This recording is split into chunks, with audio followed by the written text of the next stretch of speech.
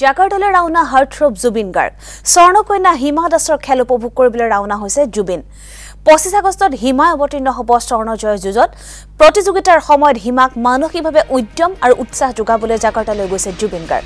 আজি বেলি বৰঝাৰ বিমানবন্দৰৰ পৰা জাকাৰ্টা অভিমুখে ৰাওনা হয় জুবিন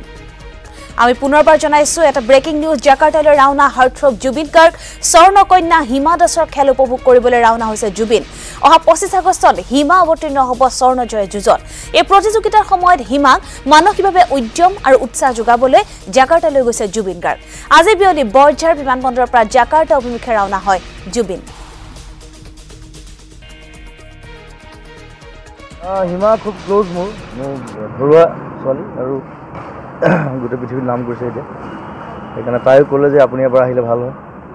আৰু সেইকাৰণে আছাম স্পৰ্টছৰ লগত মই গৈছোঁ তাইক ইনস্পায়াৰ কৰিবৰ কাৰণে 25 তাৰিখে খেল আছে আমি থাকিম তাত আৰু এইটোৱে বিচাৰোঁ যে তাই স্বৰ্ণ পদক আনক আৰু অলিম্পিকতো জিকক তাই সেইটোৱে কামনা কৰোঁ তাইক যিমানখিনি মেণ্টেলি যিমানখিনি বুষ্টাপ লাগে